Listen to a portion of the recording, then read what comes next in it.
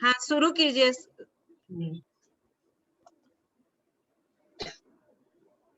सदबंदियाणम तिहुवन हित मधुर विशद काणम अंतातीत गुणाणम नमो जिनानम चिद भवाणम सरस्वती नमस्तुभ्यं वरदे कामरूपिणी विद्यारंभं करिष्यामि सिद्धिर्भवतु मे सदा। दासांग जिनवानी माता की जय, पंचास्तिकाय ग्रंथराज की जय, कुंद कुंद आचार्य की जय। 31 नंबर की गाथा ले रहे हैं, सब ध्यान से सुनेंगे। मैंने तो कल ये गाथा दरअसल ऐसे थोड़ा कभी कभी देख लेती हूँ, जो गाथाएं पढ़ानी रहती है एक नजर डाल लेती हूँ। कल मैं डाली नहीं पाई अचानक से। चलिए फिर से ले रहे हैं। अगुरु लहुगा अनंता तेहिम अनंतेहिम परिणदा सब्बे। देसी राग से बोल देती हूँ मैं, पढ़ाने के हिसाब से ऐसे बोलती। अगुरु लहुगा अनंता तेहिम अनंतेहिम परिणदा सब्बे देसेहिम असंखादा सियलोगम सब्बमावन्ना।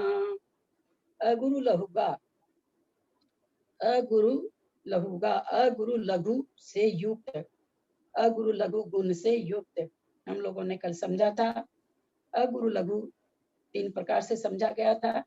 एक तो नामकर्म में जो अगुरु लघु नामकर्म का, जब हम तत्वार्थ सूत्र का 8वां अध्याय का नामकर्म की गति जाति शरीर अंगोपांग निर्माण बंधन संघात संस्थान संघनन स्पर्श रसगंध वर्णानुपूर्य अगुरु लघु, वहां जो अगुरु लघु आता है वह जीव के संसारी जीव के लिए आया कि न तो इतना भारी न इतना हल्का, न इतना भारी कि नीचे रसातल में चला जाए, न इतना भारी हल्का जीव की हवा में उड़ जाए रुई की तरह। तो ये किस लिए नहीं होता है संसारी जीव को, क्योंकि उसमें अगुरु लघु गुण रहता है इसलिए। दूसरा अलघु गुरु गुण जो गोत्र क्रम के नाश होने से सिद्धों के प्रकट होता है, गोत्र क्रम के नाश से अगुरु लघु गुण प्रकट होता है। यहाँ दोनों की ही बात नहीं है, क्योंकि अगर हम क्यों नहीं है इसको तर्क के द्वारा हम लोग समझे क्यों नहीं है, हम उसी को मान लेते हैं गोत्र क्रम के नाश से प्रकट हुआ ये गुण। इसलिए नहीं मान सकते, अगर हम गोत्र क्रम के नाश से इस गुण को मानेंगे तो जो और 4 पदार्थ द्रव्य बच गए, धर्म अधर्म काल और आकाश, फिर उनका परिणमन कैसे होगा? उनमें तो गोत्र कर्म के नाश से ये गुण प्रकट नहीं होगा। शुद्ध द्रव्य भी है और गोत्र नाम की चीज उनमें पाई नहीं जाती है। तो इसलिए ये अगुरु लघु गुण जिससे सटगुणी हानि वृद्धि रूप से परिवर्तन होता है, शुद्ध द्रव्यों में ये तीसरी प्रकार का है। तो यहाँ पर क्या कह रहे हैं? अगुरु लघुगा अनंता, अगुरु लघु गुण से अनंता अनंत, अनंत अगुरु लघु गुण। अनंता किसका विशेषण है? अगुरु लघु का विशेषण है। अनंत अगुरु लघु गुणों के द्वारा तेहिम, तेहिम माने उन अगुरु लघु अनंत अगुरु लघु गुणों से, गुणों के द्वारा, तृतीया का बहुवचन है, उन अनंत अगुरु लघु गुणों के द्वारा अनंतेहिम परिणदा सब्बे, उन तेहिम माने उन, अनंतेहिम माने अनंत अगुरु लघु गुणों के द्वारा, तेहिम माने उन, पहले भी बताया गया है जिसका विशेषण आता है, जो विशेष्य रहता है उसी हिसाब से उसकी विभक्ति हो जाती है। यहाँ अनंतेहिम किसके लिए आया है? तेहिम के लिए आया है, उन अनंत गुणों के द्वारा, इसलिए दोनों में तृतीया विभक्ति है। तेहिम अनंतेहिम अगुरु लघु, तेहिम माने उन अनंत अगुरु लघु गुण के द्वारा परिणदा सब्बे, सभी परिणत होते हैं, सभी में परिवर्तन होता है। यहाँ सब्बे का मतलब सभी जीव भी और सभी शुद्ध द्रव्य भी। सब्बे से यहाँ पर जीव भी निकलेगा और शुद्ध द्रव्य भी निकलेगा। देशेहिम असंखादा, देशीहिम माने प्रदेशों से, तो प्रदेशों के द्वारा क्या है वो जीव, चूंकि जीव का वर्णन चल रहा है, पीछे से चला आ रहा है, जीव द्रव्य के बारे में आचार्य समझा रहे हैं। तो देशेहिम माने प्रदेशों से, असंख्यादा असंख्यात प्रदेशी है। वह जीव कैसा है? अथवा वो शुद्ध द्रव्य काल को अगर छोड़ दें तो बाकी भी सारे द्रव्य कौन कौन से? धर्म, अधर्म और आकाश, ये कितने प्रदेशी हैं? सब असंख्यात प्रदेशी हैं। पर यहाँ और द्रव्य का अभी वर्णन नहीं कर रहे हैं आचार्य, जीव द्रव्य को लेकर ही मुख्यता से चल रहे हैं। तो यहाँ कह रहे हैं अगुरु अनंत अगुरु लघु गुणों से परिवर्तित हुए सभी जीव, सभी जीव परिणता माने परिवर्तन होते, परिवर्तन होता है। वो जीव कैसे हैं? तो बोलते देशी असंख्यादा, प्रदेश की दृष्टि से तो वे असंख्यात प्रदेशी हैं। प्रदेश देशी हिम, प्रदेश के द्वारा प्रदेशों से असंख्यादा असंख्यात प्रदेशी हैं। सीय लोगम, सीय पीछे भी आया था, किसी, सीय माने कथनचित, कथनचित का मतलब स्याद, स्याद ऐसा, या सीय मतलब स्याद, ऐसा भी हो सकता, ऐसा हो सकता, ऐसा किसी एक प्रकार से ऐसा, किसी एक प्रकार से ऐसा। यहाँ सीय मतलब किसी एक प्रकार से, लोगम माने लोक, सबम आवन्ना, समस्त आवन्ना माने प्राप्त हुए। दरअसल यहाँ क्या कहना चाह रहे हैं कि अनंत अगुरु लघु गुण से युक्त जो जीव हैं, उन अनंत अगुरु लघु गुणों से सभी जीव रूपांतरित हैं, यानी बदलते हैं। और क्या है वे जीव? बोले प्रदेशों की दृष्टि से तो असंख्यात प्रदेशी हैं, अर्थात प्रत्येक जीव असंख्यात प्रदेश वाला है। और क्या है? बोले किसी एक प्रकार से ऐसा नहीं है कि सभी जीव जैसे हम लोग अभी हैं, हमारी आत्मा असंख्यात प्रदेशी है। असंख्यात प्रदेशी होते हुए भी हम अपने शरीर प्रमाण में स्थित हैं।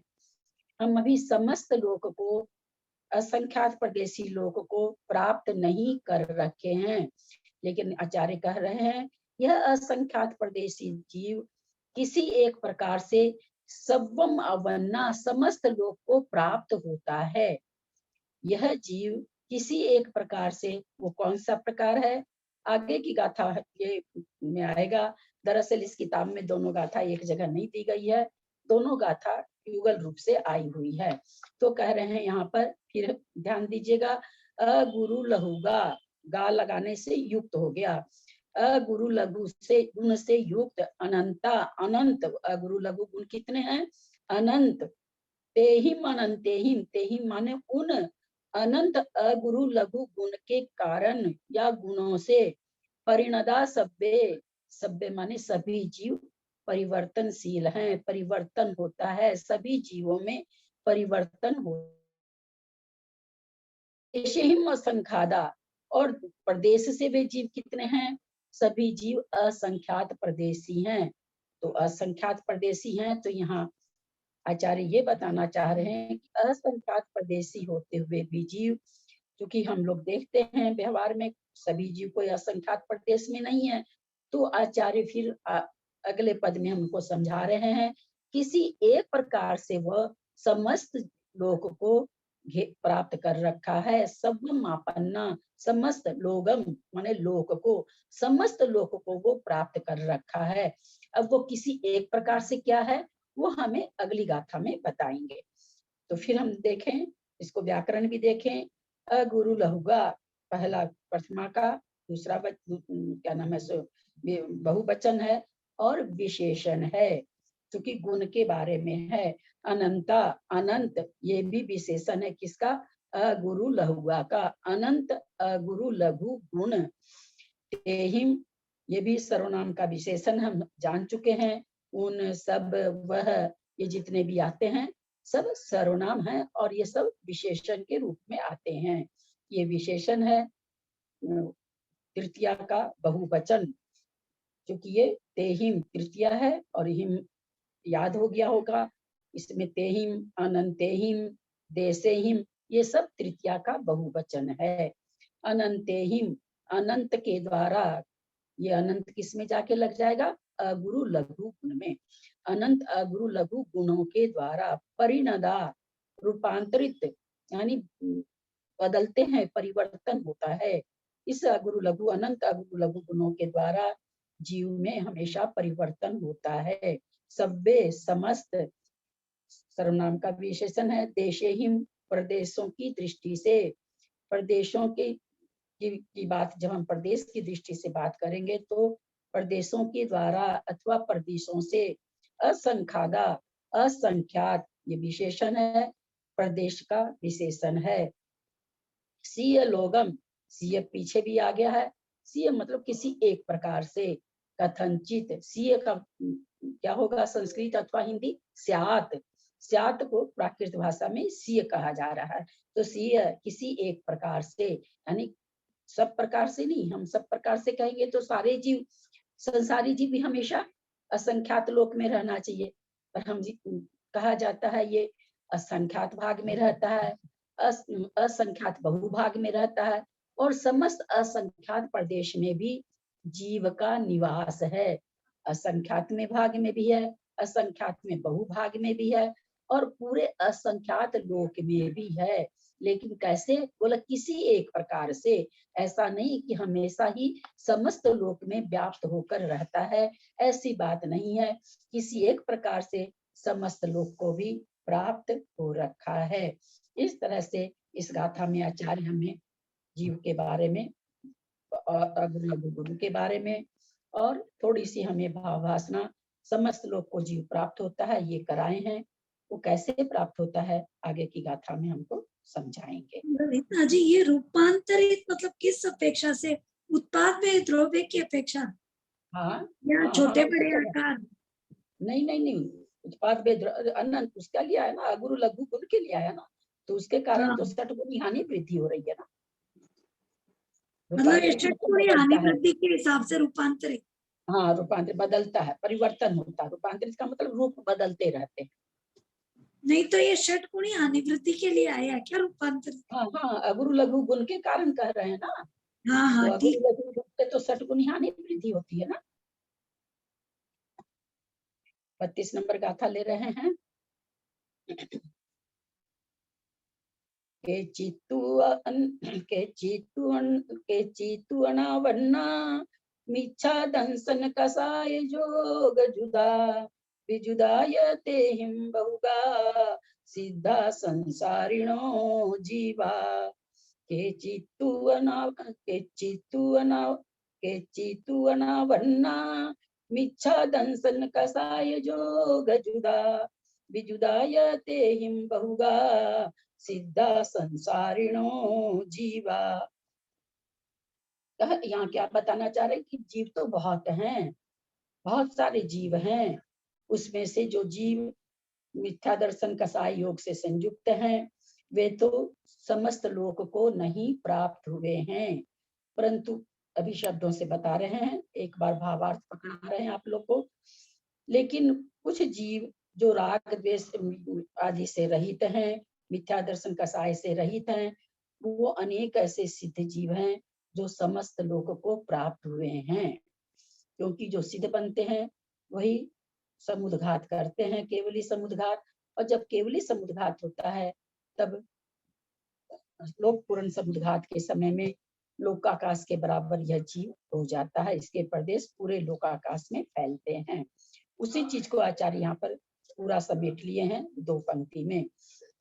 केचितु, केचित है ना, के माने कोई, चित्त माने यहाँ पर जीव ले लेंगे, जीव, केचित कोई जीव, तू माने किंतु, किंतु कहते हैं कुछ जीव अथवा कई जीव, अन्नावन्ना, अन्न आवन्ना, अन्न माने नहीं, आवन्ना माने हम पीछे भी देखे हैं, सवम आवन्ना, सभी को प्राप्त, आवन्ना माने प्राप्त, अन्न माने नहीं, नहीं प्राप्त हुए, मिथ्या दंसन, मिथ्या दर्शन, कसाय, कषाय, जोग, योग, जुदा माने युक्त, नहीं प्राप्त हुए मिथ्या दर्शन कसाय और योग से युक्त। विजुदा, जुदा का उल्टा क्या हो जाएगा, विजुदा, रहित, जुदा माने था सहित, विजुदा मतलब रहित, उस यह माने और, तेहिम माने उनसे, बहुगा माने अनेक, सिद्धा सिद्ध, संसारिणो जीवो संसारी जीव।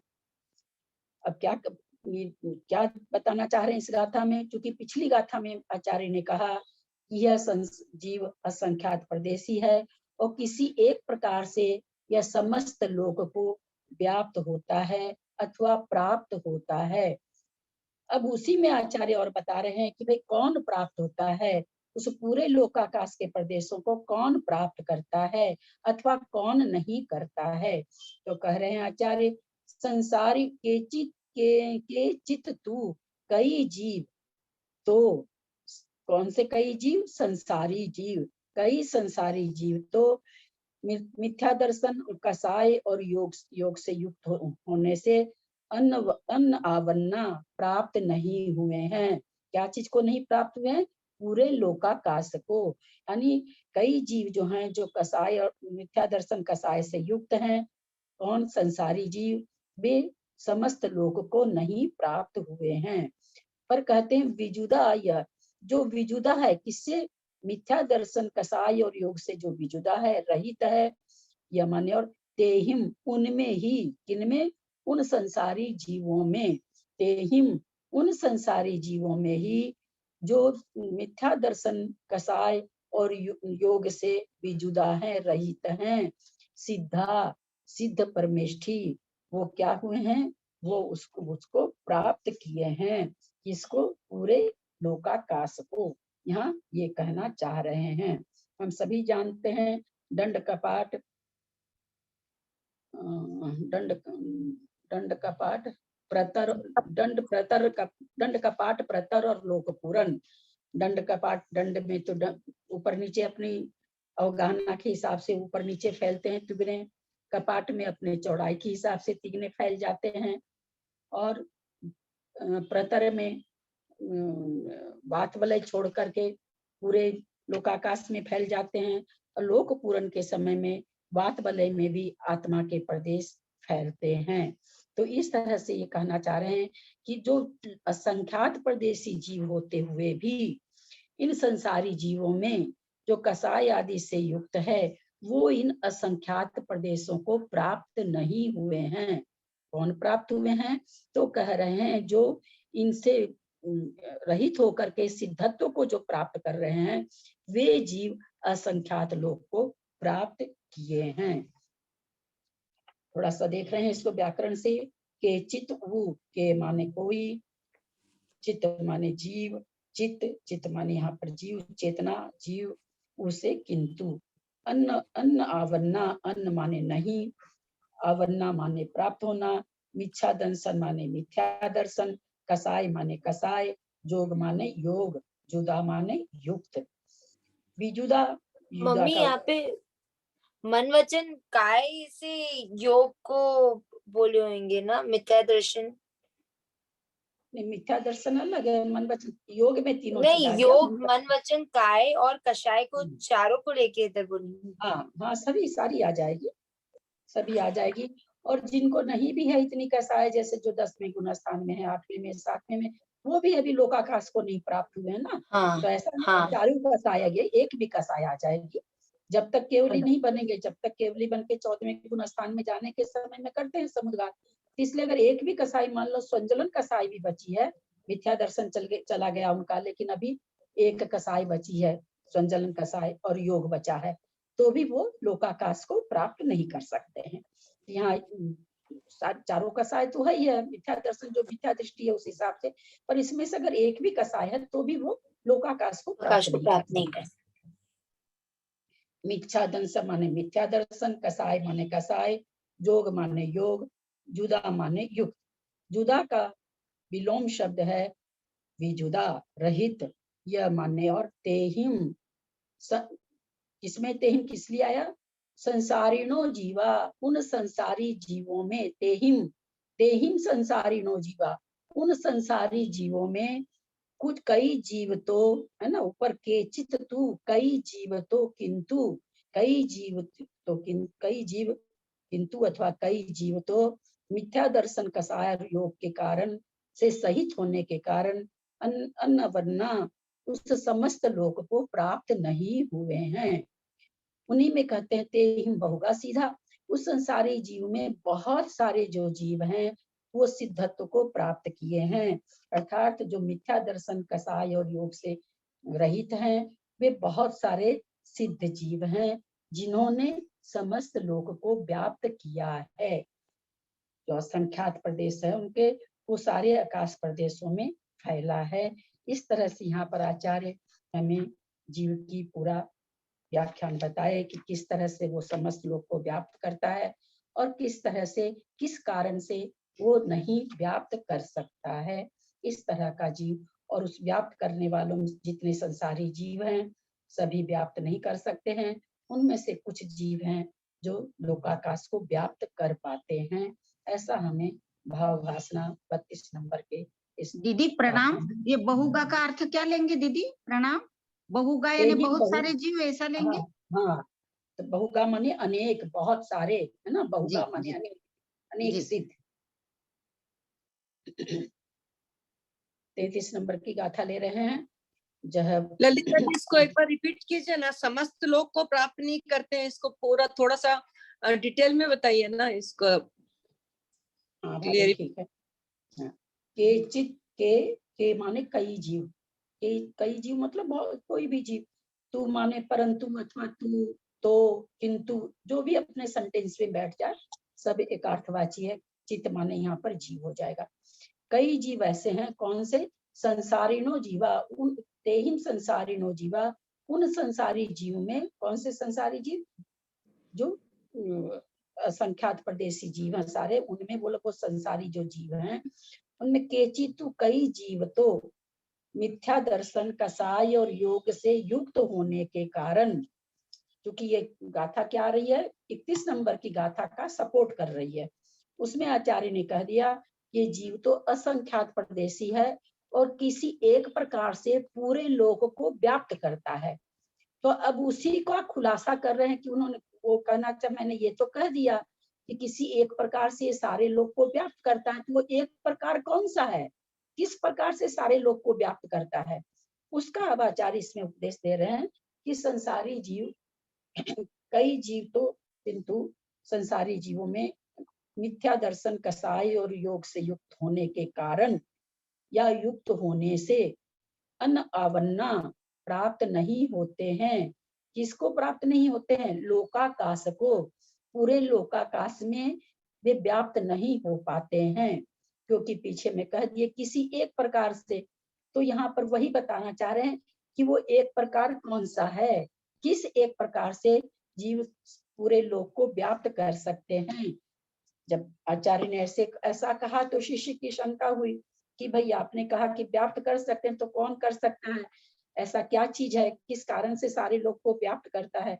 तो यहाँ फिर आचार्य ने उसी का खुलासा कर रहे हैं इस गाथा में कि कई जीव तो, जो संसारी जीव में से कई जीव तो मिथ्या दर्शन, कसाय और योग से युक्त होने के कारण समस्त लोक को अन्न आवन्ना, अन्न माने नहीं, आवन्ना माने प्राप्त, प्राप्त नहीं हुए हैं। किसी भी जीव के जब तक एक भी कसाई रहेगी तब तक वो, अथवा एक भी योग रहेगा, क्योंकि कब होता है समुद्रघाट? तीनों योग से सूक्ष्म सांप्राय जब सारे योगों को करके ये कर लेते हैं तब जाकर के इसमें यथाख्यात संयम में जाकर के, यथाख्यात चारित्र में जाकर के उनके 13वें गुण स्थान के अंत में, और उसके बाद तुरंत उनका मोक्ष हो जाता है। तो इसलिए कहाँ पर ये करते हैं? जब योग रहित हो जाते, बस उसके बाद उनका उस समय तो होता है उदारिक योग वगैरह होता है, लोक पूर्ण समुद्घात में तो योग हो ही रहा है, लेकिन उसके बाद वे योग रहित हो जाते हैं। तो वही यहाँ कहना चाह रहे हैं कि जो संसारी जीव है, जो भी जीव हैं जो मिथ्या दर्शन से, कसाय से और योग से युक्त हैं, वे इस समस्त लोक को प्राप्त नहीं हुए हैं। वो क्योंकि सारे लोकाकाश में फैलाने की, अपने आत्मा के प्रदेशों की फैलाने की योग्यता उनमें नहीं है। फिर किन में है? तो कहते हैं संसारिणो जीवा तेहिम, उन संसारी जीवों में विजुदा, जो मिथ्या दर्शन, विजुदा माने रहित, जो मिथ्या दर्शन, कसाय और योग से रहित हैं, बहुगा ऐसे बहुत सारे अनेक सिद्धा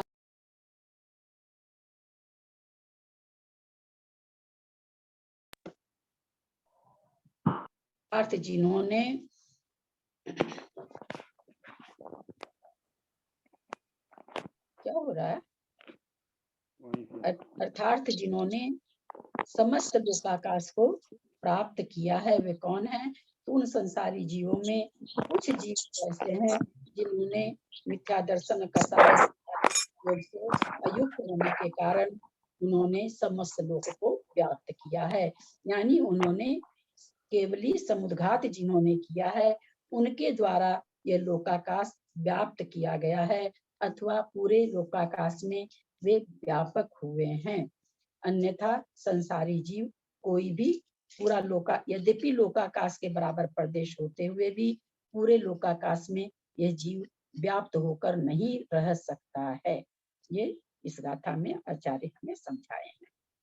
यहाँ पे किंतु वर्ड क्यों आया है? किंतु शब्द किस लिए आया है?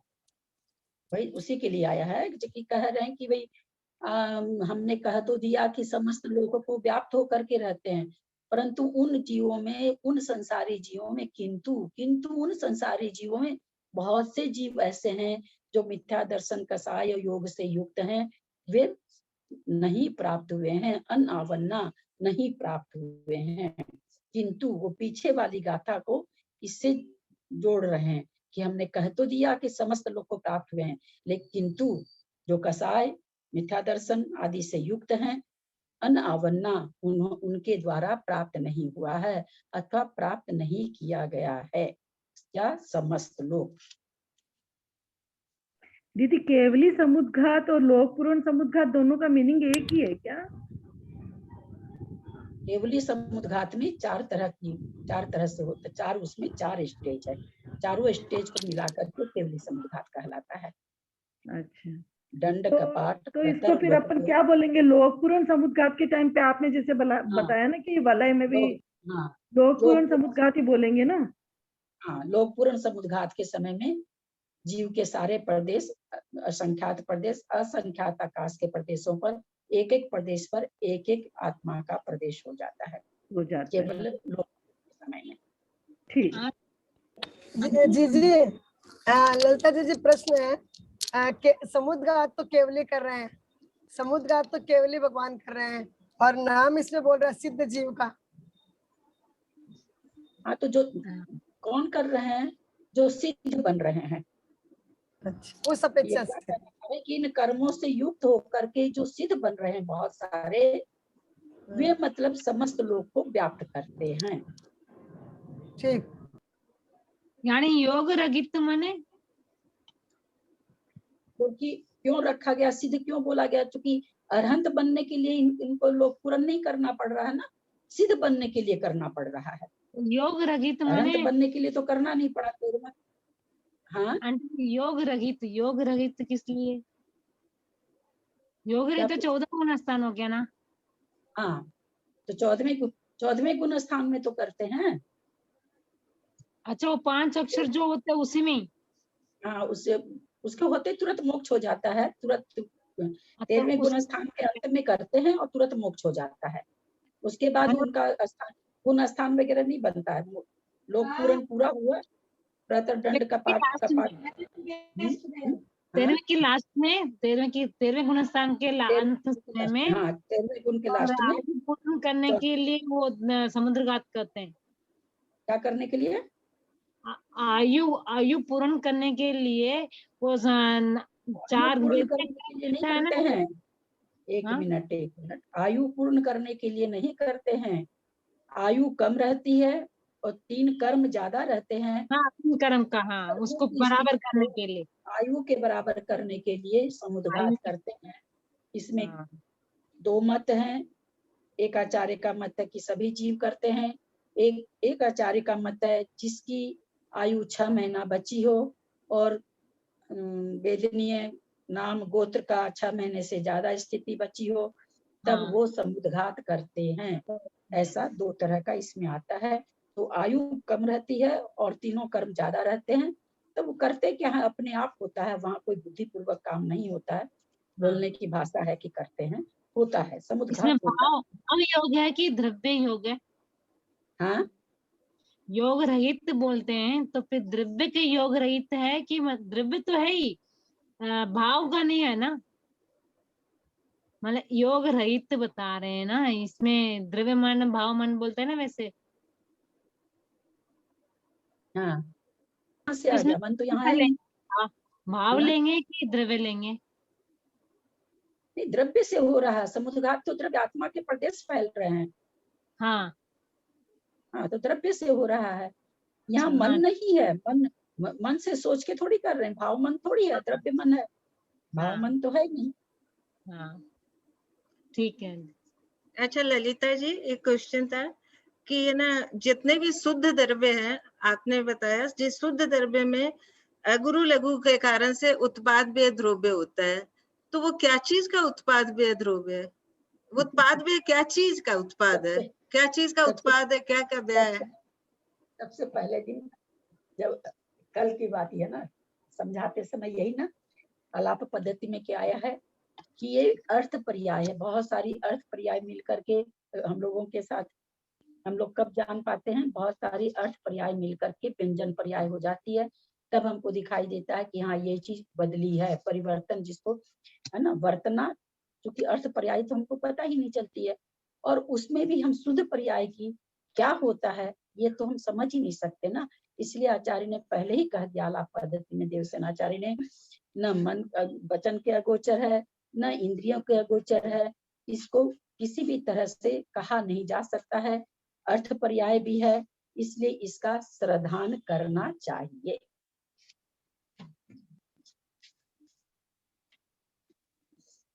तैतीस नंबर की गाथा ले रहे हैं दीदी और प्रणाम दीदी। इस हाँ। गाथा में यही बताया कि जो द्रव्य संग्रह में बताया, अणुगुरु देह पमानो ओ संवार सप्पदो चेदा असमोह दो व्यवहारा निश्चय नय दो असंख्य देश हुआ, यही बात इसमें सिद्ध कर रहे शायद। हाँ, अभी वो निश्चय ने वाली चीज है ना, आगे आने वाली है। ये जी पूरा जी ग्रंथ ही निश्चय ने और व्यवहार ने ये यही सिखाता है कि समझने के लिए निश्चय ने व्यवहार ने है, चिपकने के लिए नहीं है। समझने जी के लिए वो सारा आएगा, सारा कथन इसमें बहुत अच्छी अच्छी गाथा आने वाली है। अभी तो इस जो रूप आप कह रहे हैं उस पर नहीं आए हैं, अभी तो केवल ये आत्मा के गुणों का ही बता रहे हैं। अब आगे ये चीज आने वाली है जो आप कह रहे हैं, निश्चय से व्यवहारने वाली बात जो आ रही है आगे आएगी। ये बहुत सुंदर में समझ में आ गया दीदी, बहुत अच्छे से समझ में आई।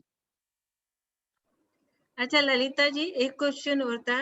आपने कल बताया था कि केवल ज्ञान के अंदर में जो संसार की जो पर्यायें झलकती है, तो उसी के कारण से उनमें उत्पाद व्यय होता रहता है। तो उत्पाद में नहीं, एक मिनट परिवर्तन होता है। हाँ, परिवर्तन, परिणमन होता है। हाँ, हाँ, परिणमन होता है। तो ये जो केवल ज्ञान और अनंत ज्ञान जो होता है, सिद्धों के अनंत ज्ञान और इस केवल ज्ञान में क्या फर्क है? सिद्धों में जो अनंत ज्ञान है और ये केवल ज्ञान है। अनंत ज्ञान भी जिसका कोई अंत नहीं है। अनंत और केवल ज्ञान में इतना ही अंतर है कि उस अनंत ज्ञान से ये निकल जाता है कि अगर इससे अनंत गुनी भी चीजें रहती तो भी जान लेते। हाँ, तो जो केवल ज्ञान का मतलब हुआ जितनी वस्तु है उसको जान रहे हैं, बस। दोनों है एक ही चीज, दोनों अलग अलग नहीं है, केवल वो शब्दों के हिसाब से थोड़ा अलग है। बाकी अनंत ज्ञान और केवल ज्ञान अंतर, केवल ज्ञान को ही अनंत ज्ञान कहा गया। तो आपने कहा कि जो केवल ज्ञानी होते हैं जीव, उनमें तो ये जो मतलब संसार का परिणमन से होता है, लेकिन जो सिद्धों में होता है वो तो संसारी परिणमन नहीं होता है ना। एक मिनट, तो कोई बीच में बोल दिए थे मंजू जी, इसलिए मुझे पूरा समझ में नहीं आया, फिर से बोले आप। हाँ, जैसे जो केवल ज्ञान जो संसार मतलब संसार में जो जीव है अर्यंत परमेष्टि जिसको केवल ज्ञान हो गया है, उनका परिणमन तो संसार में जैसे पर्यायों को देख के होता है, तो यही जब सिद्ध बन जाते हैं तो उनके भी तो वही परिणमन होना चाहिए थे। वही है, एकदम वही। केवल ज्ञान नाम क्यों है? केवल ज्ञानावरण के क्षय होने से प्रकट होता है, इसलिए इसका नाम केवल ज्ञान है, और कोई कारण नहीं है। क्योंकि किसके कारण से ये प्रकट हुआ? केवल ज्ञानावरण जो कर्म बैठा था जिसके कारण से प्रकट नहीं, तो उसके ना जो चीज नाश होगी तो अपने स्वरूप को तो पैदा करेगी ना, क्योंकि केवल ज्ञान को ढक रही थी। इसलिए जब वो कर्म का नाश हुआ तो कहा गया कि केवल ज्ञान प्रकट हो गया। और सिद्धों में जाके चूंकि सिद्ध किया एकदम अनंत है, वो अनंत काल तक रहेंगे, तो वही ज्ञान वहां जाकर के उनको अनंत ज्ञान कहला गया। बाकी ठीक उनमें भी वही परिणमन हो रहा है जैसा अनंत परमेष्ठी में हो रहा था। केवल ज्ञान में जो परिणमन था वही परिणमन सिद्धों के ज्ञान में है। ठीक। आगे गाथा लें। जह पहुमराय रहणम खित्तम खीरे पभासयति खीरम तह देहि देहत्थो सदेहमित्तम पभासयति। जह पहुमराय रहणम खित्तम खीरे पभासयति खीरम तह देहि देहत्थो सदेहमित्तम पभासयति। क्या बढ़िया गाथा है।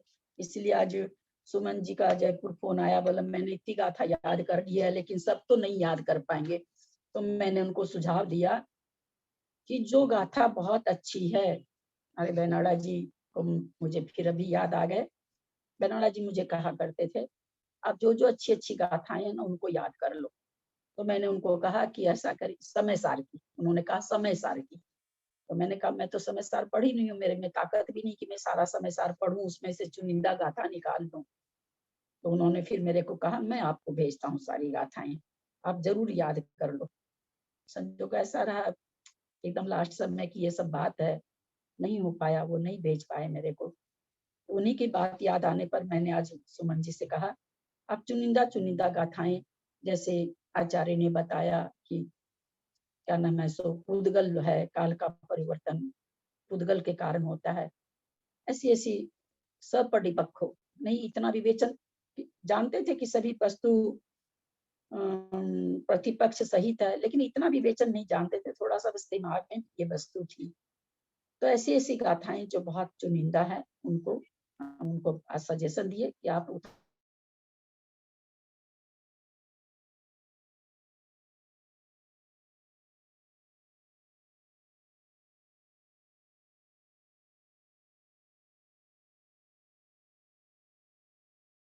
पंचास्तिकाएं में कुंद कुंदाचार्य ने बहुत अच्छी अच्छी गाथाएं दी, बहुत आगे जाके बहुत अच्छा अच्छा विवेचन है। नए का व्यवहार नए और निश्चय नए से संबंधित बहुत सारी गाथाएं आने वाली है। आप निशान लगवाएंगे दीदी, अच्छी अच्छी गाथा है उस पे निशान लगवाएंगे कि ये गाथा आपको याद करना है, प्लीज दीदी, मेरी बहुत इच्छा है। ठीक है, आपको चूंकि याद भी है ना, इनको 50 गाथा याद है समय सार की जी। और खुशी की बात ललिता दीदी, मैं ये कहूंगी कि रतनलाल जी बेनाड़ा साहब और मैं साथ में बैठ के हमने बहुत गाथाएं बोली थी। 2 साल पहले मैं गई थी, 2 घंटे हम बैठे थे साथ में, बहुत अच्छा लगा। आप प्लीज गाथाएं ऐसी बता दीजिए ताकि सभी याद कर लेंगे। ठीक है। हाँ ललिता जी बोल रहे हैं, ये कुछ गाथाएं मेरे पास हैं, उतनी कर लेंगे उतनी कर लेंगे यार। कुछ छटी हुई गाथाएं मेरे पास हैं, मैं आपको भेजने की कोशिश करूंगी। जो छटी हुई अच्छी अच्छी गाथाएं हैं वो मेरे पास छटी हुई हैं, थोड़ी सी मैं भेजने की कोशिश करूंगी। ठीक है, बहुत अच्छा। सभी को भेजना, त्रिशला दीदी सभी को भेजना। हाँ, मैं उसमें भेजूंगी ना, उसमें ग्रुप में भेजूंगी, ग्रुप में डाल दीजिएगा। अब देखिए इस जीव की और इस जीव का बहुमान देखिए, इस जीव का और कार्य देखिए। इस गाथा का अर्थ पढ़ते हुए तो हाथ पैर के रोम मेरे खड़े हो रहे हैं, रोमांचन हो रहा है। इस तरह से इसमें आत्मा का वर्णन किए हैं। जह पहुम राय रयणम, जह माने जिस प्रकार, कौन सी गाथा? हाँ 33 नंबर 33 है। हाँ 33, गाथा नंबर 33। जह माने जिस प्रकार, पहुम राय माने लाल, रयणम माने रत्न, खित्तम गिरा हुआ, डाला हुआ, खीरे दूध में, अपने जो संस्कृत में क्या आता है क्षीर है ना, हिंदी में आता है दूध, और प्राकृत भाषा में खीरे यानी दूध में। पभासयति खीरम, प्रकाशित करता है, खीरम माने दूध को। हालांकि ये रत्नों की जितनी भी बात आती है बहुत, ये देखिए कुछ चीजें जैसे घट पट और ये पद्मरागमणि, चिंतामणि, ये जितनी भी, ये मैं नहीं जानती इसमें से कौन कितना पढ़ा हुआ। मैं चूंकि अन्य धर्म बहुत ज्यादा पढ़ी हूँ, ये सारे उदाहरण सब धर्मों में आता है, चाहे बौद्ध को उठा लीजिए, मीमांसक को उठा लीजिए, सांख्य को उठा लीजिए, वेदांती को ब्रह्म ज्ञान उठा लीजिए, ये सभी जगह यही यही ये सारे के सारे उदाहरण वही के वही मिलते हैं। इससे हम समझ सकते हैं इन उदाहरणों में कितने सशक्त उदाहरण हैं ये, जो कि सभी धर्मों ने अपनाए हैं। यहाँ क्या कह रहे हैं, जिस प्रकार लाल रत्न डाला हुआ खीरे दूध में, प्रभासयति खीरम, खीर को प्रकाशित करता है। वो क्योंकि हम लोग तो देखे नहीं है, तो हम तो भाव भासना ही कर सकते हैं कि हाँ भाई खीर में रत्न गिरता होगा तो पूरा दूध चमकने लगता होगा, क्योंकि नहीं जान देखे तो है नहीं रत्नों को। एक जगह ये भी हमने पढ़ा था, श्लोक अर्थ कहाँ पढ़ा था याद नहीं है मुझे पूरा, कि जितने रत्नों के उदाहरण दिए जाते हैं ये रत्न हैं भी क्या वास्तव में, मतलब इस तरह से इस पर ये भी कोई देखने को ही नहीं मिलते हैं जिस तरह के रत्न बताए जाते हैं। तो यहाँ पर कह रहे हैं जिस तरह लाल रत्न डाला हुआ प्रभासयति खीरम, दूध को प्रकाशित करता है, तह माने उसी प्रकार देही जीव देहत्थो, देह में स्थित, सदेह में तम, अब सदेह देह प्रमाण, देह में स्थित अपने देह देहम तम, देह प्रमाण को ही प्रभासयति प्रकाशित करता है। अभी उन्होंने क्या बताया पीछे की गाथा में, जैसे अभी विजया जी ने कहा कि वही गाथा है क्या जो द्रव्य संग्रह की गाथा उन्होंने गा के बताई, तो पीछे तो उन्होंने क्या कह दिया, असंख्यात लोक परदेशी है ये आत्मा, कैसे निश्चय न से असंख्यात लोक की यह आत्मा है। अब उसका व्यवहार में से दूसरा पक्ष दिखला रहे हैं कि जो असंख्यात परदेशी आत्मा है तो उसको तो जब पूरे लोकाकाश को न प्रकाशित करना चाहिए, मतलब क्यों ऐसा क्यों है, तो कह रहे हैं कि वो जिस देह में स्थित है, जिस तरह से पद्मराग मुनि अगर हम आधा लीटर दूध में डालेंगे तो आधा लीटर दूध को प्रकाशित करेगी, 10 लीटर में डाल देंगे तो 10 लीटर को प्रकाशित करेगी। तो उसी तरह कह रहे हैं कि ये जो देही है, ये जो जीव है, ये जो आत्मा है, देहत्थो, देह में स्थित होकर के, जिस सदेह में तम, जिस देह में स्थित है उस देह के प्रमाण, उस देह को प्रभासयति प्रकाशित करता है। यानी असंख्यात लोक परदेशी होते हुए भी यह आत्मा पर्याय की दृष्टि से जिस पर्याय में रहता है उसी पर्याय को प्रकाशित करता है। बहुत सूक्ष्म जीव तो हम लोग सूक्ष्म नाम कर्म के उदय के जीव को तो कर्म लोग जानते ही नहीं है, पर बादर नाम कर्म के जीव बहुत सूक्ष्म होते हैं, उनको बहुत सारे जीवों को हम नहीं जानते हैं, बिल्कुल नहीं जानते। फिर भी कोई बहुत छोटे छोटे एकदम जैसे सुई के नोक जैसे जीव, कई बार हम लोग मंदिर में स्वाध्याय करते रहते हैं तो आके जिनवानी पर बैठ जाते हैं, उनको हम उड़ाना चाहते हैं, हटाना चाहते हैं, लेकिन उड़ते तो नहीं है, वो प्राय तो बेचारे खत्म ही हो जाते हैं। तो वो देखिए उस समय वो इतनी असंख्यात परदेशी आत्मा कितने को प्रकाशित कर रही है, सुई के नोक के बराबर जीव को। तो ये यहाँ क्या पकड़ाना चाह रहे हैं कि जिस तरह से पद्मराग मणि जिस दूध में डाल दिया जाए, जितने दूध में डाल दिया जाए उतने को ही प्रकाशित करेगी। तो जिस तरह से पद्मराग मणि दूध में डाली हुई दूध को प्रकाशित करती है, उसी तरह ये आत्मा जिस भी देह में जाके स्थित होती है, जैसी भी देह में जाके स्थित होती है, जितने प्रमाण देह में जाके स्थित होती है, उस देह को ही प्रकाशित करती है। यानी ये जीव उस समय क्या कहलाता है, गाय कहलाता है, भैंस, बकरा, कुत्ता, बिल्ली, आदमी, नारकी, देव, जिस पर्याय में चला जाता है जीव, उसी पर्याय वाला बन करके उसी पर्याय से इसका संबोधन होता है, उसी पर्याय को ये प्रकाशित करता है।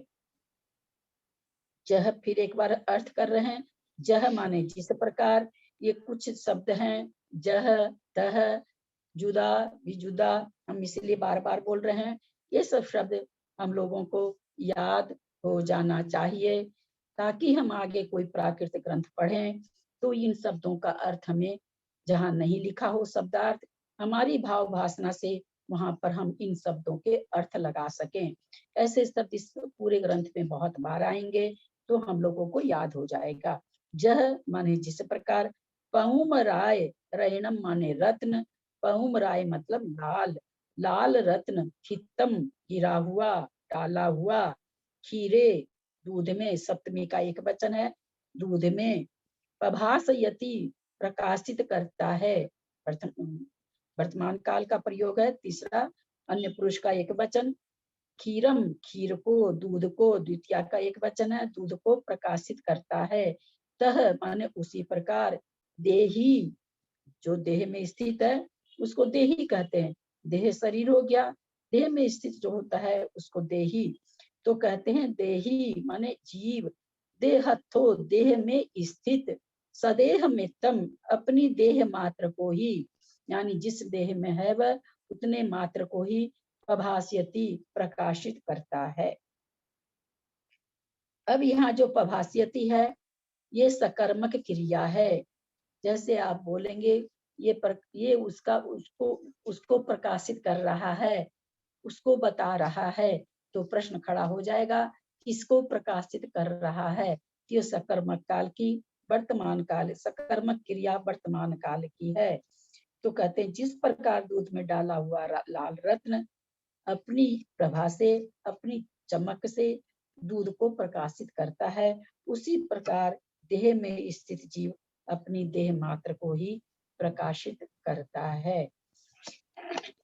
ये ललिता जी, जय जिनेन्द्र, ये सभी वर्तमान काल और भूतकाल वगैरह में मतलब एक वचन बहुवचन आता है वो तो ठीक है, पर सब में तृतीया विभक्ति मतलब अन्य पुरुष मतलब वही क्यों लगता है तृतीया ही? तो ज्यादातर भूतकाल और वर्तमान काल में। यहाँ पर या तो वो छामी आएगा तो होगा मैं, तब वो छामी क्या हो जाएगा, प्रथम उत्तम पुरुष एक वचन की मैं कहूंगा। वहां पर आचार्य क्या कह रहे हैं, मैं कहूंगा, तो वहां पर वो प्रथमा का एक वचन हो जाएगा, प्रथमा का नहीं सॉरी प्रथम पुरुष का एक वचन हो जाएगा, फर्स्ट पर्सन का एक वचन। लेकिन चूंकि वैसा बार बार तो वो छामी बोलेंगे नहीं। अब तो जो चीज है सो द्रव्य के बारे में बता रहे हैं अथवा किसी और चीज के, तो सब हम लोगों ने जाना था कि मैं, हम लोग, तुम लोग, ये चार शब्द को छोड़ करके बाकी दुनिया में समस्त जितने अनंत पदार्थ हैं, अनंत चीजें हैं, जितनी भी प्रकार की हैं, चाहे वो मनुष्य, सीता, गीता, राम, लक्ष्मण, शत्रुघ्न कोई हो, सभी अन्य पुरुष यानी थर्ड पर्सन के एक सिंगुलर या तो प्लुरल जो एक वचन अथवा बहुवचन होते हैं। इन चार में इसलिए सब में वही आएगा हमेशा, थर्ड पर्सन या जिसको थर्ड पर्सन, मतलब ये सब अन्य पुरुष के हिसाब से लिए हुए, मतलब अन्य पुरुष के हिसाब से होगा। क्योंकि जहाँ भी देखा ना भूतकाल भविष्य काल है वहाँ मतलब एक वचन बहुवचन आता है वो तो चलो क्रिया से पता चल जाता है, पर सब में तृतीया ही लिखा हुआ है इसलिए। सब बहुवचन, जहाँ बहुवचन वहाँ बहुवचन, जहाँ एक वचन होता होगा वो तो पता चल जाता है। ललिता जी, प्रेम मतलब क्या हुआ? प्रभास यदि में है ना वह प्रे, प्रभास प्लस यह, तो वर्तमान प्रेम मतलब वर्तमान प्रे मतलब प्रेरक। वर्तमान की क्रिया प्रेरक क्रिया है, यानी किसी को प्रेरणा प्रकाशित कर रही है। प्रेम मतलब प्रेरक। अच्छा ललिता जी, ये जो मूढ़पत्री में और में वो है प्रतिमाएं रत्नों की, वो वाकई में तो ये पद्मरागमणि और ये सब ही है, वो सब तो रियल है, वो तो सारी। तो देखिए जितना आप लोग से पढ़ रही हूँ उतना मैं पढ़ रही हूँ, होना तो चाहिए जब लिखा हुआ है तो, लेकिन हमको एकदम नहीं याद आ रहा। कहीं मैंने पढ़ा था और अपने ही किसी शास्त्र में पढ़ा था, बिल्कुल याद नहीं आ रहा कि ये जो जितने उदाहरण दिए जाते हैं रत्नों के, ये कभी देखे तो नहीं गए हैं, लेकिन फिर भी इतने सटीक है कि सब जगह इसके उदाहरण है। कुछ इस तरह से मैंने पढ़ा था। वास्तव में अभी तक कोई ऐसा नहीं मिला जो ये कहे कि हाँ हमने पद्मरागमणि देखी है, हमने चिंतामणि देखी है, ऐसा मतलब इस काल में तो एक एक रत्नों का पूरा बताते हैं, इसको दूध में डालने से जहर उतर जाता है, इससे रियली होते तो होंगे, लेकिन उसमें आया था कि अभी तक तो रत्नों को कोई नहीं देखा, कुछ इस तरह से आया था, पूरा तरह से याद नहीं है मुझे, पर आया था कुछ रत्नों के बारे में। ललिता दीदी प्रणाम। कितना आता है, पारस पत्थर कहीं नहीं देखा अभी तक। ललिता दीदी, पारस के लिए तो बोलते हैं वहाँ जो नेपाल में जो मंदिर है सुनते वही पारस पत्थर है, बोला सोना पशुपतिनाथ है। हाँ पशुपतिनाथ, बोलते तो लोग यही है कि वो पारस पत्थर का है। अब कितना सही तो कितना फिर वो गलत लोहा सोच रहा को है। सोना बना देता है क्या? देखा हुआ है मेरे जो मंदिर है। लोहा भी था इसी तरह का। जंग लगा हुआ नहीं होना चाहिए। हाँ वो लोहा भी जंग लगा हुआ नहीं होना चाहिए।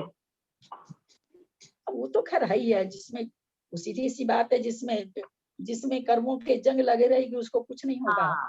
तो जंग लगा हुआ रहेगा तो थोड़ी होगा, तो है ही है। ललिता दीदी प्रणाम, मैं ये बोल रही थी कि ये जो गाथा अभी अपन ने पढ़ी 33 नंबर की, वहां पर ये लगेगा सूत्र प्रदेश संहार विसर्पाभ्याम प्रदीपवत। विजया जी आप मेरे को प्रणाम नहीं बोला करिए, देखिए ये भी रोज मेरे को टोकते हैं। नहीं प्रणाम ही बोलूंगी दीदी, आप सब दृष्टि से मेरे से बड़े हैं, प्रणाम ही बोलूंगी। आप कुछ भी बोलिए, आप मेरे से हर दृष्टि से बड़े हैं, मैं प्रणाम ही करूंगी। हाँ बोलिए, क्या बोल रहे थे? प्रदेश संहार विसर्पाभ्याम प्रदीपवत, ये सूत्र यहाँ बैठेगा? प्रदेश संहार विसर्पाभ्याम प्रदीपवत। हाँ जैसे दीपक के जैसे ही। हाँ जी जी जी। संकोच और विस्तार होता है, जैसे दीपक को कहते हैं चौखट पे रखते तो दोनों हॉल और यहाँ खीर का दे दिया ना, करता है। हाँ खीर का दे दिया, इसलिए मुझे याद आ गया। हाँ इसी तरह से ये जीवा आत्मा के प्रदेश जिस पर शरीर में जाते हैं उसी को प्रकाशित करते हैं। बिल्कुल आ जाएगा। हाँ जी, प्रणाम दीदी।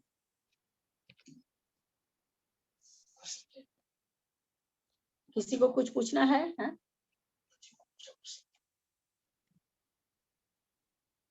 नहीं, जिनवानी स्तुति की जाए, क्योंकि और कथा लेंगे तो लेट हो जाएगा। हाँ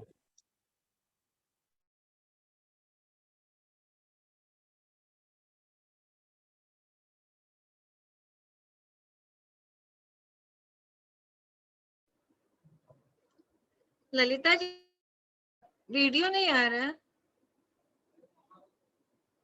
जो प्रकट होते हैं तो वो तो अनंत ज्ञान हो गया, और फिर वो सिद्ध भगवान का ज्ञान क्या अव्यबाधत्व हुआ? नहीं, अव्यबाधत्व तो उनका सुख है, गुण के ज्ञान के लिए नहीं आया अव्यबाधत्व। अच्छा, सुख के लिए आया है ना। हाँ सुख के लिए आया, अव्यबाधत्व गुण सुख के लिए। ज्ञान दोनों का एक बराबर है, कोई भी अंतर नहीं है। अच्छा, कोई अंतर नहीं, ठीक। अच्छा ललिता जी, जब आप बोले थे कि जो गोत्र कर्म के नाश से अगुरु लघु गुण प्रकट होता है वो ये नहीं है, तो जो गोत्र कर्म के नाश से अगुरु लघु गुण प्रकट होता है उसमें क्या होता है? बस वो तो कर्मों के नाश से जो 8 गुण प्रकट होते हैं, उन 8 गुणों के बारे में बात है। ऐसा कुछ होने वाली बात, उसका क्या इफेक्ट होता है ये तो कहीं पढ़ने नहीं मिला मंजू जी। नहीं, जैसे अव्यबाधत्व में अपन को पता चलता है कि भाई बाधा रहित सुख होता है उनको, या अवगाहनत्व में पता है कि एक दूसरे को डिस्टर्ब नहीं करते, सबको ही अवगाहन कर लेते, तो गुरु लघु में क्या होता है? मैं यही पूछ हाँ समझ रहे हैं। गुरु लघु में तो मेरे समझ में गोत्र का नाश होने से बस वही होना चाहिए कि जितनी पर्याय में वे मोक्ष जा रहे हैं वो उतनी ही ऊंचाई में रहना कुछ होता होगा, क्योंकि गुरु लघु यहाँ तो गोत्र से संबंधित है। वहाँ क्या संबंध है इसका गुरु लघु का, ऐसा कुछ कहीं विशेष अभी तक ना विशेष पढ़ने को मिला नहीं, कहीं पर खास व्याख्या इसकी मिली नहीं है। ललिता दीदी शायद बृहद संग्रह में है गुरु लघु वाले बात, बताइएगा कल पढ़ के आप। हाँ अगर ग्रंथ मिला तो बताऊंगी जरूर, मंदिर में मिलेगा तो उसमें है, क्योंकि एक बार पारस काका जी ने मेरे को कुछ बताया था, इतने समय याद नहीं अभी, लेकिन इस गुरु लघु गुण के बारे में मैंने भी पूछा था उनसे, तब उन्होंने कुछ बताया था। हाँ तो देखिएगा। हाँ कोशिश करूंगी जरूर।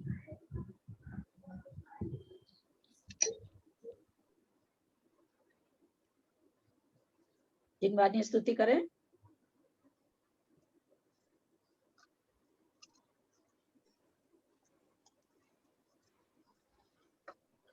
मैं दूसरे नंबर की गाथा का अर्थ करूं? अच्छा हाँ, आपका अर्थ बाकी है ना। हाँ करिए करिए करिए करिए। दीदी दूसरे नंबर की गाथा ले रही हूँ।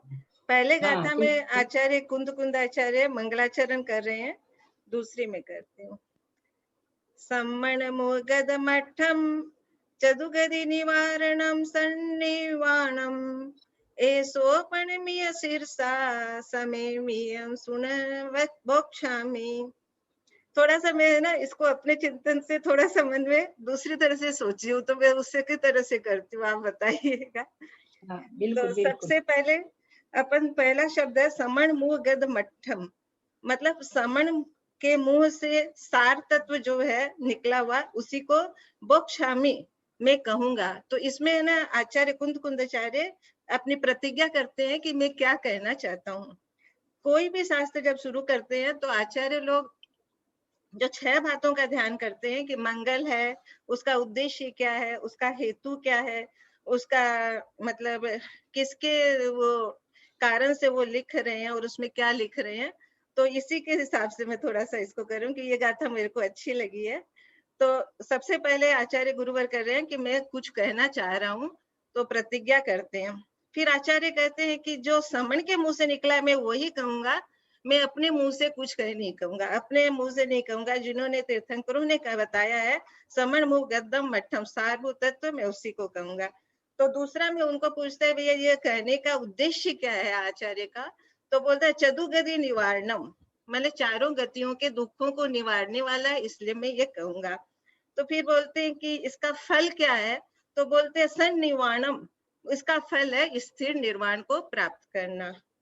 तो फिर ये मंगल में सबसे पहले नमस्कार किया जाता है, तो फिर ये नमस्कार करते हैं। यहाँ के ये नमस्कार जिनवाणी माता को कर रहे हैं, समण, क्योंकि समण मुख से निकले हुए सार तत्व को कर रहे हैं, जो उन्होंने मुंह से निकाला, जिनवाणी माता को नमस्कार कर रहे हैं। पहले गाथा में उन्होंने जिनेंद्र भगवान को नमस्कार किया, इसमें दूसरे जिनवाणी माता को नमस्कार कर रहे हैं। और सिर झुका के नमस्कार करता हूँ, मंगल मतलब कोई भी अपने नास्तिकता का परिहार करने के लिए वो नमस्कार कर रहे हैं। और समय नियम मतलब सिद्धांत को मैं वर्णन करूंगा। क्या चीज का वर्णन कर रहे हैं, वो सिद्धांत का वर्णन कर रहे हैं। आचार्य कुंद कुंदाचार्य समय का बहुत मतलब बोलते हैं, यहाँ पे सिद्धांत का अर्थ है। वैसे जब समय सार पढ़ते हैं तो आत्मा का अर्थ लगता है, जब अपन काल द्रव्य पढ़ते हैं तो काल की छोटी इकाई का लगता है। तो यहाँ पे समय से वो बोल रहे हैं कि मैं सिद्धांत को बनाऊंगा। और ये किसका हेतु है, मतलब किसके कारण से लिखा है, तो सुना सबसे अपन को प्रकट होता है कि हे भव्य जीवो सुनो, या ये अपने शिष्यों को बोल रहे हैं कि सुनो, तो शिष्य उनका हेतु हो गया। तो इस तरह से इन्होंने ये प्रतिज्ञा करके बोल रहे हैं कि जो समण के मुख से सारभूत तत्व है और जो चतु गति चारों गतियों को निवारने वाला है और निश्चय स्थिर निर्वाण पद को देने वाला है, ऐसे सिद्धांत को मैं नमस्कार करते हुए उनको कहूंगा, हे श्रवण, हे भव्य जीवो, तुम उसको सुनो। बहुत सुंदर चिंतन, बहुत सुंदर। मैंने अपने सोचा कि वो, इसलिए मेरे को दूसरी गाथा थोड़ी अच्छी लगी, मैंने कहा कि चलो इसको बहुत सुंदर, बहुत सुंदर चीज इसमें लगा दी, बहुत अच्छा। इसमें प्रमाण नहीं दिया, नहीं तो प्रमाण भी रहता है, कितने प्रमाण मतलब कहूंगा, ये चीज भी रहती है कई बार मंगलाचरण में। मैं जैसे 4 अधिकार में कहूंगा, 2 अधिकार में कहूंगा, इस तरह का भी रहता है। प्रमाण भी प्राय कर बहुत से ग्रंथों में प्रमाण भी आचार्य बता देते हैं कि मैं इतने में कहूंगा। बहुत सुंदर अर्थ किया। और एक ठोका कर लीजिए। इंटरेस्ट बढ़ गया ना आपके ऊपर, है इंटरेस्ट बढ़ गया ना, आपने आपके ऊपर मूल से ज्यादा ब्याज बढ़ गया ना। आपने कई दिन हो गया बोला, इसके ब्याज रूप में एक और कह दीजिए।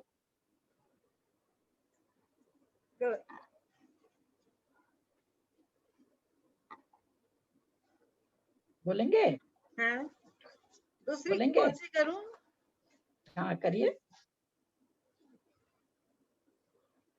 पहली कर दूं क्या, दूसरी करूं, तीसरी? जो करना आपको, जो करिए।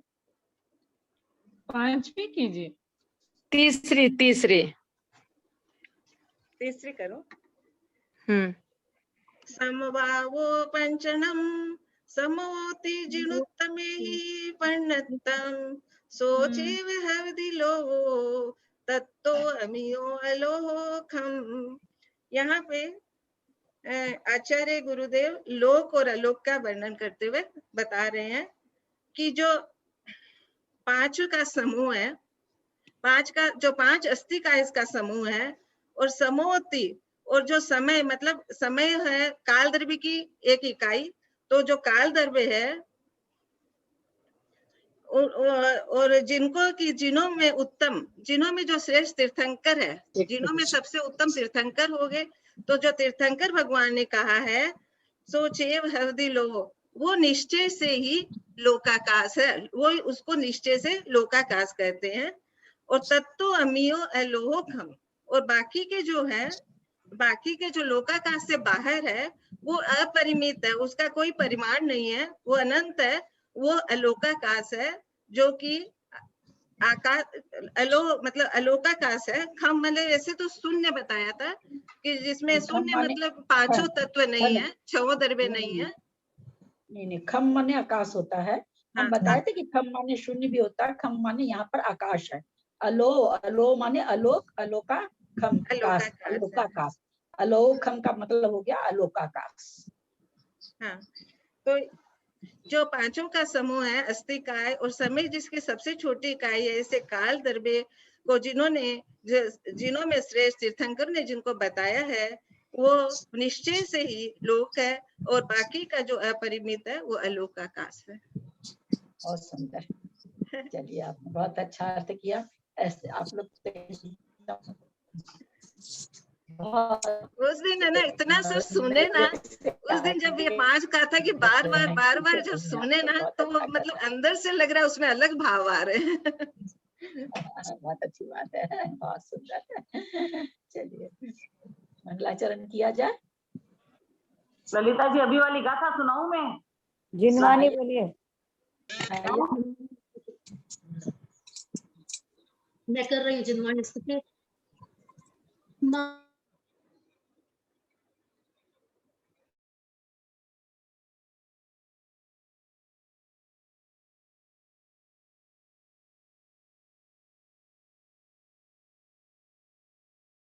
जिस प्रकार लाल रत्न को दूध में डालें तो वो उसने ही दूध को प्रकाशित करता है, चाहे वो आधा लीटर दूध हो या 5 लीटर हो। उसी प्रकार जीव जिस देह में रहता है वह उसी को प्रकाशित करता है, यानी जिस पर्याय में रहता है वह उसी पर्याय को प्रकाशित करता है।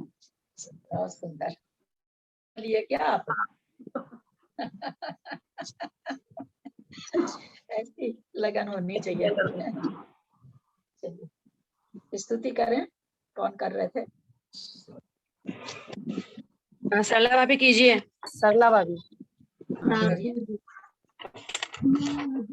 वाणी हमको भव पार लगा देना, तूफान है बहुत भारी, मेरी नाव बचा लेना।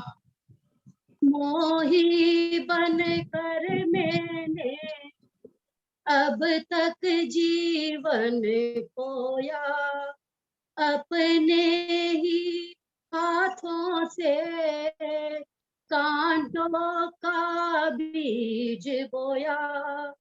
अब तेरी शरण आया, दुख जाल हटा देना। माँ जिनवाणी हमको भव पार लगा देना। हे माँ तेरी भक्ति से संकट कट जाते हैं, अज्ञान तिमिर मिटता, सुख का फल पाते हैं।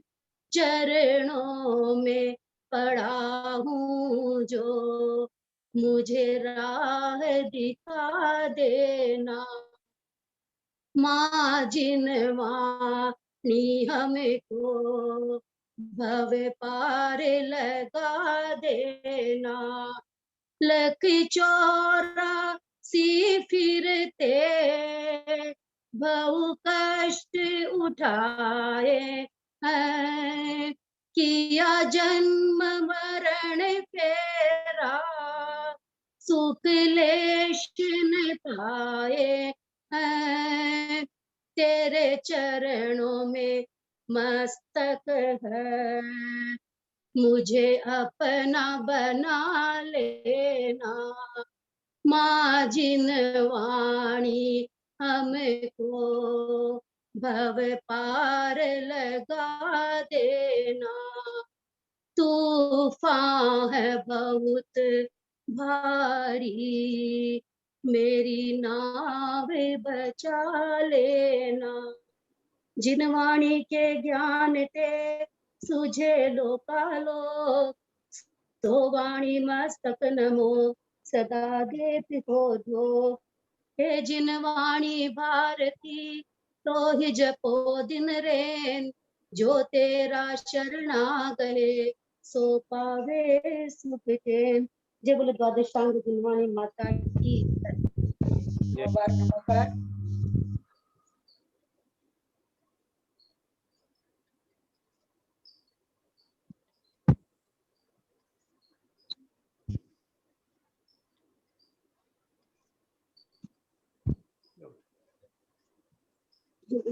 माता की।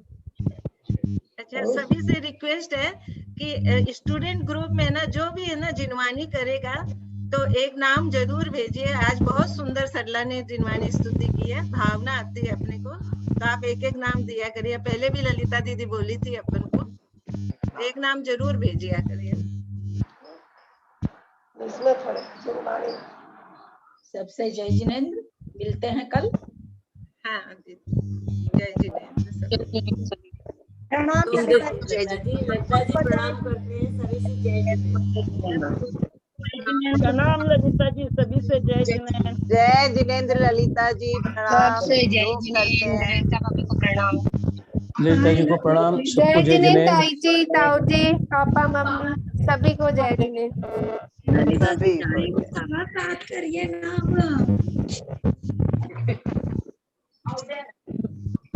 ललिता जी।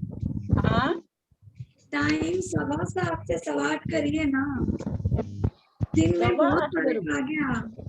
नहीं तो नहीं फिर आगे 8 करने से गाथा और फिर गाथा एक साथ करें।